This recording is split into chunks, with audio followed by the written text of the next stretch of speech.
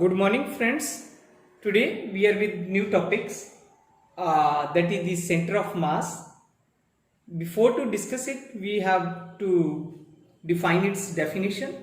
The center of mass of a body, where the whole mass of the body may be considered for determine the effects of some external forces.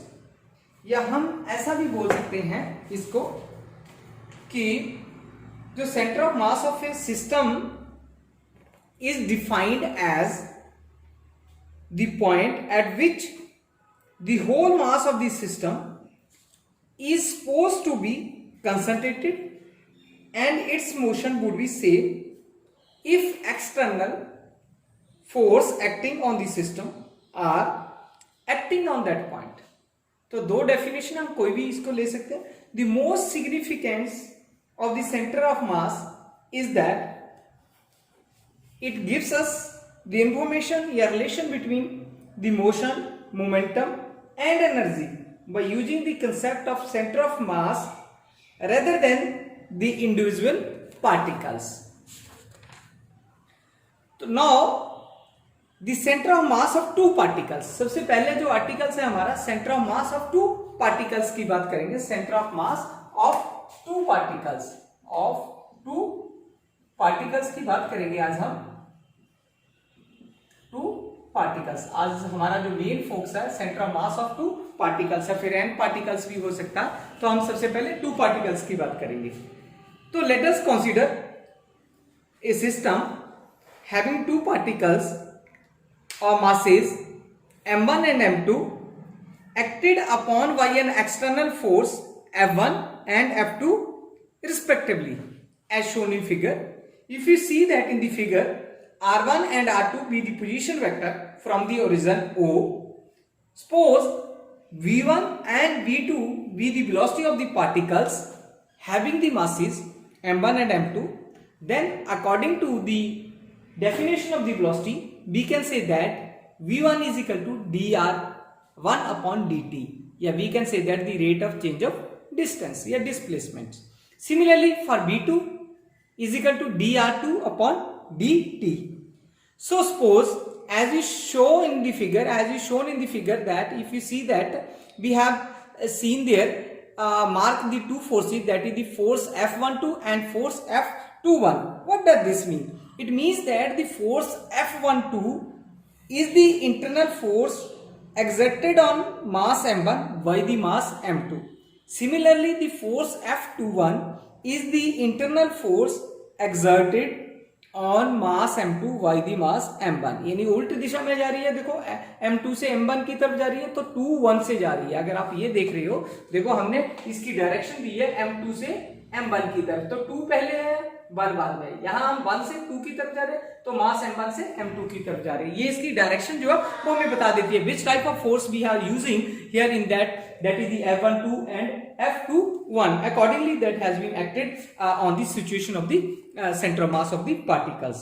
So by using the Newton's third law of motion, पिछले article में हमने Newton's third law पढ़ा था. वो क्या लिखा था कि force exerted on mass m1 by the mass m2 is equal to minus the internal force exerted on mass m2 by the m1. Similarly, यानी हमने क्या किया, force F12 is equal to minus force 2 1 के बराबर लिख दिया. अगर मैं टोटल सम करता हूं इन दोनों को फोर्सेस का, तो इक्वल टू 0 के बराबर आ जाता है, क्योंकि वो ऑपोजिट डायरेक्शंस में. नेगेटिव साइन इधर आ जाएगा तो पॉजिटिव हो जाएगा, इज इक्वल टू 0 हो जाएगा. This makes an equation 1. So the total force acting on the particle m1. अगर मैं क्या करता हूं, टोटल फोर्स जो है वो पार्टिकल m1 पे निकालता हूं या कैलकुलेट करता हूं, तो दम by using the Newton's second law of motion. Newton's second law of motion क्या कहता है, the rate of change of velocity with into mass, ठीक है, या मोमेंटम भी बोल देते हैं, the rate of change of momentum भी बोल देते हैं. तो d upon dt into m1 v1 is equal to f1 plus f12 force आ गई है हमारे पास.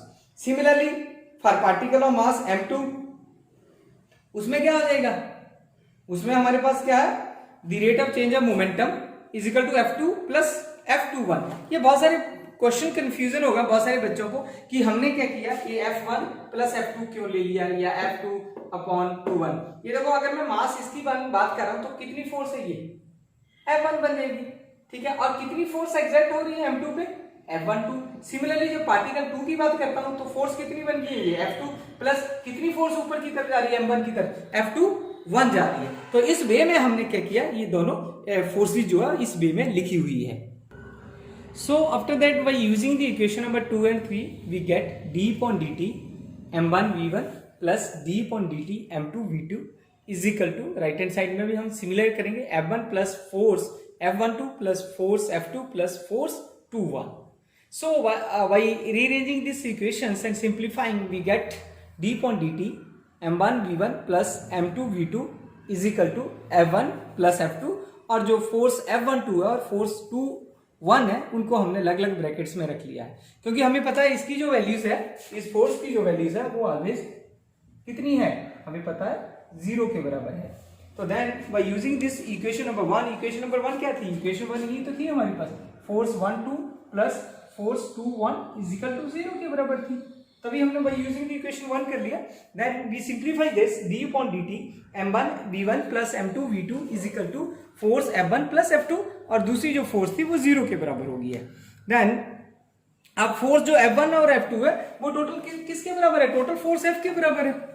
हमने क्या किया, अब उसको जो m1 और b1 है उसको मिनिमाइज कर लिया है, bv इसको तोड़ दिया in terms of distance upon time में, क्योंकि वेलोसिटी की डेफिनेशन पता है, rate of displacement upon time, ये सिमिलर कर लिया मैंने, सिमिलर m2 के लिए कर लिया।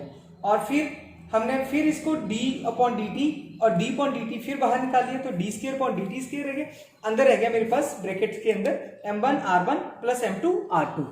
अब m1 r2 है, अगर मैं क्या करता हूं इस इक्वेशन को, ये किसके बराबर है, फोर्स के बराबर है ना मेरे पास। अगर मैं क्या करता हूं m1 प्लस m2 यानी जो मास है टोटल 2 पार्टिकल्स का उसको ऐड करता हूं और उसी से मैं क्या करता हूं उसको डिवाइड कर देता हूं, मल्टीप्लाई और डिवाइड कर देता हूं, तो हमें कोई फर्क नहीं पड़ता उस इक्वेशन में, पर वहां से मेरा क्या क्वेश्चन जो है वो सॉल्व हो जाता है। वो कैसे, f is equal to m1 plus m2 d square upon dt square into RCM. What is RCM? RCM is nothing but it is the center of mass which is equal to m1 r1 plus m2 r2 upon m1 plus m2. It is nothing but this equation gives us the information about the position vector of center of mass of two particles in a system. Now we take the next article, that is center of mass of n particle. पिछले article में हमने 2 particle के लिए किया था, अब हम n particles के लिए करेंगे। जैसे वहां 1 और 2 लिए थे, यहाँ n पार्टिकल्स लेंगे। So let us start this articles. Let us consider a system of n particles having masses m1, m2, so on mn, whose position of the coordinates are r1, r2, r3, so on rn. Let RCM be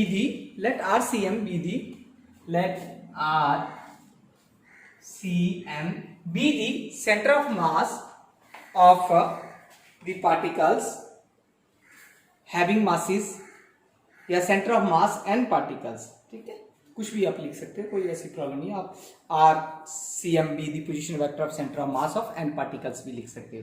Suppose F1 and F2 so on Fn be the external force, कौन C small force की बात कर रहा हूं, suppose F1 F2 so on Fn be the center of four external forces on the n particles of the system. For each particles it experiences an external force due to the rest. Due to the rest means it means that we have n minus 1 particles. Rest की बात जब मैं करूंगा तो n particle का ना लेके n minus 1 particles की बात करते हैं हम उसमें। Okay, this is point to be noted here. But internal force of the ith particle is, अब ith पार्टिकल को कैसे लिखते हैं, internal force Fi is equal to summation i varies 1 to n summation Fi ji। अब उसकी value हम लोग calculate कर सकते हैं। अब जो j इज इक्वल टू किसके बराबर हो जाएगा, 1 के बराबर हो जाएगा, ठीक है, but i not equal to j के बराबर होगा। ये क्वेश्चन है मेरे पास ना, ऐसे हम लिख सकते हैं, ओके, कि j is equal to 1, i not equal to j के बराबर। अगर दोनों 1 1 हो गए फिर तो हमारा क्वेश्चन ही सॉल्व नहीं हो पाएगा।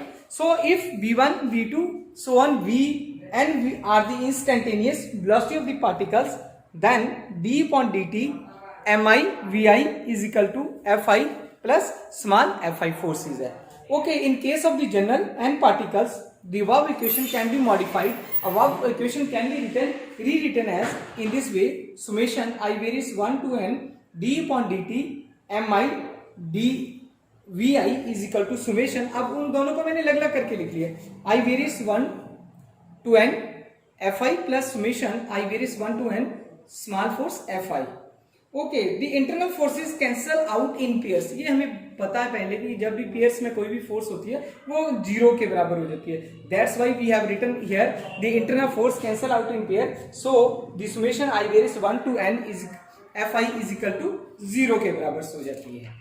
Okay, so summation ni bi d upon dt mi bi is equal to f, where f belongs to this. Okay, the vector sum of all external forces, summation d upon dt mi dri upon dt is equal to f.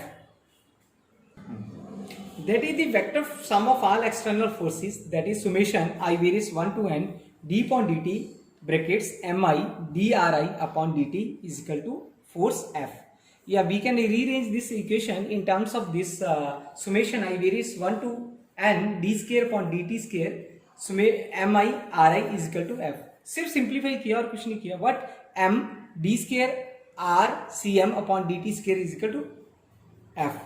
अब summation I varies 1 to n d square upon dt square mi ri is equal to m d square upon dt square r cm. अब m भी हमने देख लिया और r cm भी देख लिया.